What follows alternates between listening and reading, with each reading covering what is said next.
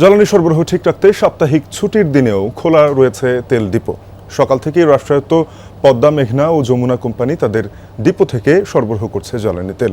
নারায়ণগঞ্জ সদরের গোদনাইলে ডিপোর সামনে দিয়ে দিনের শুরু থেকেই ট্যাঙ্ক লরির ভিড়। RFL gas stove hassle free auto ignition নিশ্চিত করে ঝামেলাহীন রান্না। আরএফএল গ্যাস স্টোভ নিরাপদ ও ঝামেলাহীন। সকাল থেকেই ডিপো থেকে শুরু হয় তেল উত্তোলন। একই চিত্র উত্তর ও দক্ষিণাঞ্চলেও। তবে চাহিদা অনুযায়ী তেল না পাওয়ায় অভিযোগ করছেন পাম্প মালিক ও ডিলাররা। বলছেন, যে পরিমাণ তেল সরবরাহ করা হচ্ছে তা চাহিদার তুলনায় খুবই কম। গতকাল স্বাধীনতা দিবসের ছুটি থাকায় ডিপো থেকে বন্ধ ছিল তেল সরবরাহ। এতে পাম্পগুলোয় ঘাটতি দেখা দেয় জ্বালানি তেলের।